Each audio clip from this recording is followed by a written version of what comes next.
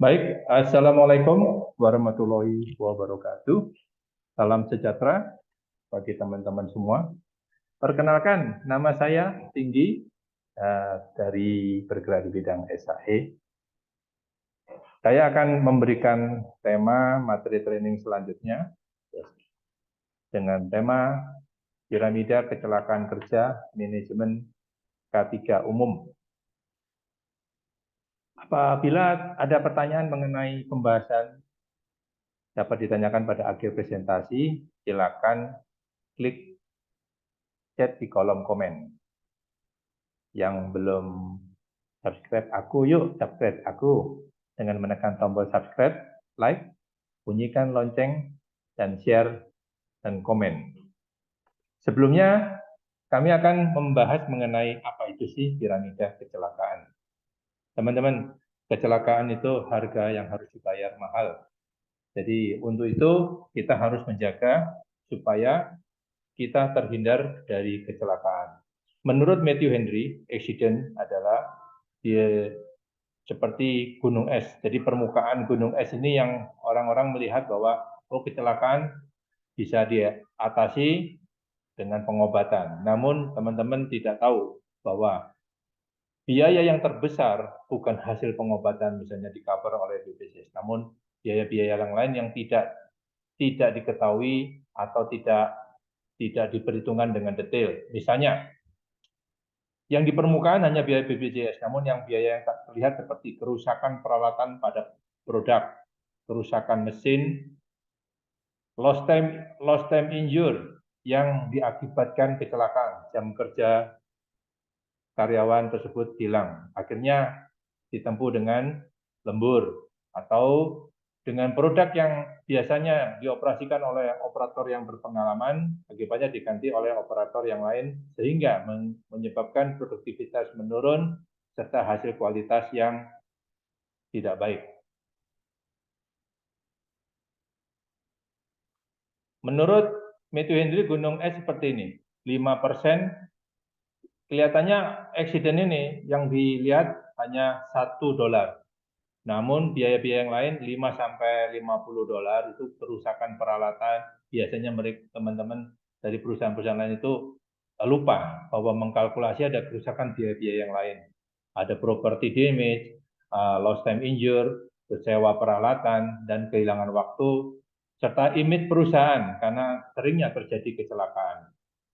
Untuk itu, pada saat kecelakaan terjadi, gaji yang dibayarkan oleh perusahaan terhadap karyawan yang dirumahkan, yang berobat di rumah sakit tetap harus dibayar. Nah, itu termasuk biaya juga, dan juga upah lembur dan ekstra waktu kerja dan administrasi. Hal ini menyebabkan biaya-biaya yang bertambah. Menurut Hendrik, faktor terbesar terjadinya kecelakaan itu adalah faktor unsafe act. Jadi perilaku manusia itu 88%. Faktor yang kedua adalah faktor kecelakaan unsafe condition, kondisi mesin, kondisi peralatan yang tidak aman, itu 10%.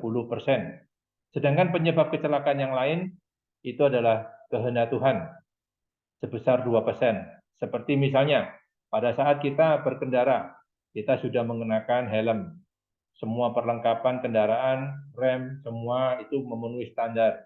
Kita mematuhi rambu-rambu K3. Namun, kita sudah melakukan perjalanan dengan kecepatan yang sesuai dianjurkan. Namun, di belakang kita bisa tertabrak oleh orang berkendara yang lain. Nah, itu namanya 2% dari faktor kecelakaan yang kehendak Tuhan. Seperti ini piramida kecelakaan. Fungsi piramida kecelakaan untuk mencegah kecelakaan fatal di tempat kerja. Artinya kecelakaan fatal itu kematian. Jadi kita menghindari jangan sampai terjadi kecelakaan fatal. Ini piramida kasus kecelakaan. Ini pembahasan mengenai piramida. Jadi setiap satu kecelakaan yang fatal maka dapat di dalam satu kecelakaan fatal tersebut terdapat 10 kejadian kecelakaan ringan dan 30 kejadian yang menimbulkan kerusakan properti damage, dan 600 kejadian near miss, hampir celaka. Kecelakaan fatal ini bisa dihindarkan dengan cara 1. Melakukan SAE patrol, training, briefing. Pada saat SAE patrol kita menemukan unsafe condition.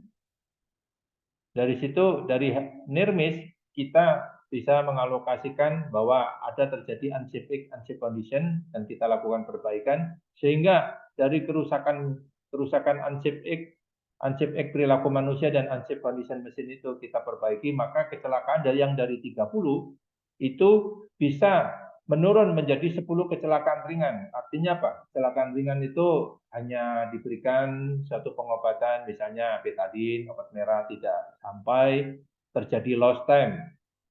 Sehingga kita bisa menghilangkan terjadinya kecelakaan fatal. Nah, berikut adalah dasar hukum. Dasar hukum dari Permenaker 5 /Men Romawi 12 2008 tentang penyakit akibat kerja. Berikut yang Permenaker nomor 15 /Men Romawi 8 2008 tentang P3K, pertolongan pertama pada kecelakaan. Yang berikut adalah Permenaker RI nomor 3 /Men 1998 tentang tata cara pelaporan dan pemeriksaan kecelakaan. Yang berikut adalah Permenaker 1 tahun 2007 tentang pedoman pemberian penghargaan K3. Biasanya dalam pemberian pedoman penghargaan K3, biasanya kita memberikan reward, kita nilai SAE teladan. Ada momen-momen tertentu tergantung dari perusahaan-perusahaan masing-masing ya. Momen yang terbaik adalah pada saat sekarang ini, peringatan Bulan Keselamatan dan Kesehatan Kerja BK3N. Itu biasanya dilakukan 12 Januari sampai 12 Februari. Saat itulah momen-momen kita umumkan pemberian penghargaan K3 terhadap zero accident, terhadap SAE teladan, dan yang lainnya. Untuk lost time. Jadi kecelakaan itu bisa menyebabkan lost time. Jadi pekerja tidak dapat melakukan pekerjaan, kerugian jam kerja yang hilang, tidak bisa mengoperasikan mesin, perusahaan akan menjadi kerugian waktu yang hilang terhadap kecelakaan, operator tersebut tidak bisa mengoperasikan. Lost time injury diperoleh dari catatan lama mangkirnya tenaga kerja akibat kecelakaan kerja, jumlah hari kerja yang hilang akibat kejadian kecelakaan kerja, diberikan perawatan secara medis di rumah sakit. Ini ilustrasi yang kami sampaikan. Ini ilustrasi sebagai dasar bahwa ada terjadi unsafe condition. Gambar pertama sebelah kiri. Berikut adalah unsafe act, perilaku yang tidak aman, perilaku yang menantang bahaya. Sudah tahu di atas itu ada crane, namun orang tersebut berjalan di bawah beban yang diangkat crane dan tidak menggunakan APD. Yang ilustrasi gambar ketiga adalah near miss, hampir celaka. Jadi terjadi putusnya kawat atau sling yang di atas untuk mengangkat beban, namun tidak menimbulkan kecelakaan. Namanya hampir celaka, near miss. Yang terakhir, gambar ilustrasi terakhir adalah accident, sudah menimpa kecelakaan. Jadi urutan-urutan ilustrasi ini sebenarnya bisa dihindarkan melalui seperti yang tadi saya jelaskan mengenai metode Matthew Henry piramida kecelakaan kerja. Ini definisi insiden dan definisi accident. Jadi insiden itu suatu kejadian yang tidak diinginkan. Bila mana pada saat itu sedikit saja ada perubahan, maka dapat mengakibatkan terjadi accident.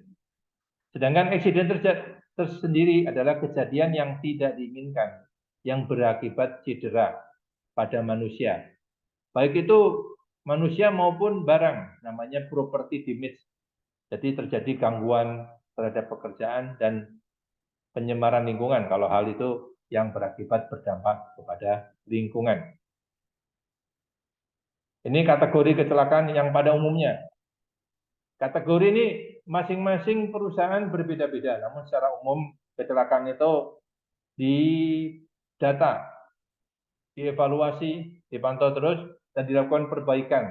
Jadi kategori kecelakaan seperti terbentur, terpukul, tergelincir, terpapar, terjepit, jatuh dari ketinggian, tersentuh aliran listrik. Akibat dari semua kategori kecelakaan itu, yang paling fatal itu adalah kematian.